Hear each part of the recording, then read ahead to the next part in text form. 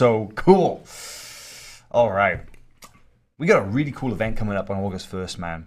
We got a really, really cool event coming up on August 1st. BJJBet. So, BJJBet 2. BJJBet. It doesn't matter. Gotta throw it out there. BJJBet goes down on August 1st. And there's a number of things that are very notable about this event. But the big one that we're going to talk about first is, of course, the gi match between Nicholas Meregali and Felipe Pena. Not the first time that they've met. No, it's not. Let's roll the highlight because I have a condensed version of what we saw at the 2019 World Championships. One of the most exciting matches, I think, in world's history, at least from Flo's existence. And, back and forth war that ultimately saw Meregali secure the choke. But there was great moments from both and definitely a spicy match. I love this moment here where Meregali attempts to dive on the back, but Felipe is able to reverse the position, gives him a little belly tap, says, let's go, let's go. And these guys have been exchanging some words of late right now. Belly tap. I like that. Look at that. Yeah. Really, really aggressive match from both athletes. And there's no love lost between the two. They've definitely been going after each other a little bit online. Definitely distinct personalities, viewing competition and promotion and even just maybe the essence of jiu-jitsu a bit differently. And I think we're going to see an incredible match on August 1st because Felipe Pena has looked simply unstoppable of late. How? Man, Meregali has been phenomenal this year. Yeah, he's won some very, very big, very significant matches. And this is a couple of years ago now. Meregali was able to win this one by submission in a very intense match. And the truth be told, that Meregali has not been the same since. You know, that this year, this year, Felipe Pena has had some incredible results. Meregali has not. So it does beg the question of what kind of match to expect. But given, if you follow Meregali on social media, given what he's been posting over the last couple of weeks, he said that he is bringing back his old friend. And his old friend is Crazy Eyes Meregali. He's getting ready. I missed that post. He's getting ready to unleash the demon. He literally said that he's waking something up inside him, that he's bringing his old friend back. And I think for anybody who had ever seen him in action at the World Championships, especially in person, not just on camera, the Nicholas Meregali that you see out and about, just hanging out and stuff, super chill guy, super nice, super easygoing, polite, humble, and yet he's an animal and like pacing up and down next to the mat, just like this snarl on his face. I will not go within 20 feet of the guy.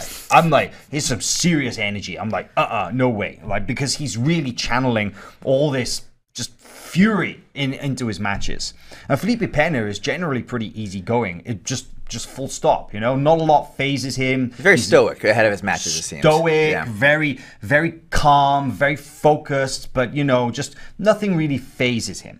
So this is going to be a real clash of styles and a battle of personalities in this match. And I'm very, very excited for it. And also, Corey, fill us in on this because there is something very significant to do with the rankings here as well. Yeah, absolutely. Felipe Pena, given everything he's been able to accomplish this year, is deservedly the #1 ranked guy. But Nicholas Meregali is right up there with him. Despite the fact that he's been on kind of a slide this year, he is still right up there, and a win, specifically a dominant win over Felipe Pena, would put Meregali right up at the #1 pound-for-pound spot where he, or the winner of this match, regardless, belongs for sure.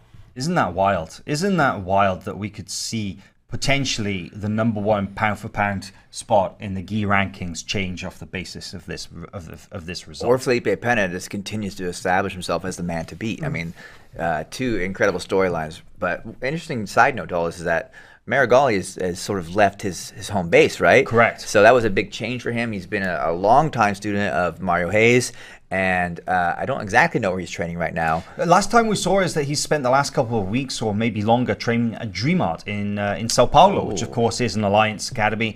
And in terms of like the training rooms, you can't find much better than that. You know, they've got this incredible squad of nothing but professional athletes, high-level competitors from blue to black belt, including, of course, the Muniz brothers, Patrick Gaudio, Isaac Bayens, many, many others, and a very deep deep room indeed. And Meregali, I would say that, you've got those guys pushing you in the gym. That's going to be, put you in a good spot to go up against somebody like Felipe Pena. But I'm very, very excited for that match. But I'm also very excited for the no-gi tournament. They have a middleweight, an 8-man middleweight no-gi tournament. And Chase, who are some of the names who are going to be competing? Oh man, in this? It is so sick. It's going to be an amazing bracket. So we have Leandro Lo returning to no-gi competition for the first time since ADCC 2017. Isn't that incredible? That is sick. I'm looking forward to that. But he's joined by some very experienced and currently active no-gi grapplers. We have William Tackett's in the mix. Mica Galvao is making his black belt debut. The Hulk, Lucas Barbosa, is in the mix. Toquinho. Oh my God. So Huzma Palhares, Toquinho is in the mix as well. No, okay. So there's a lot to unpack here. Lucas Hulk Barbosa has been on a roll. He had that crazy match with Mateus Diniz not too long ago on BJJ Stars. Of course, just, crushed the life out of William Tackett in a Road to ADCC on Saturday night. And now he's going to go in the mix with 8 of the most dangerous no-gi grapplers based in and around Brazil. Leandro Lo, who knows what to expect with that guy? Because, people are maybe forgetting that, yes, Leandro hasn't competed no-gi since 2017. And that was by far from his best performance. But he's a no-gi world champion. And actually, that year that he holds a win over Gordon Ryan.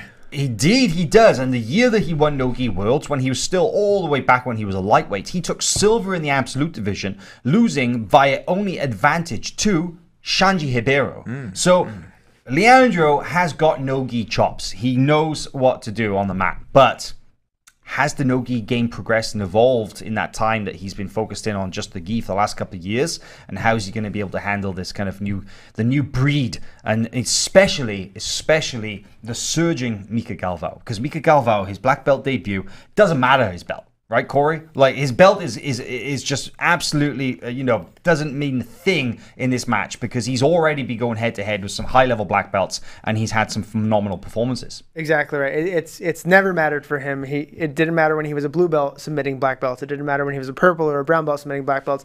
This doesn't change anything except for the day, right? He's still going to go out and show us exactly what we've seen, which is a new evolution every time we see him.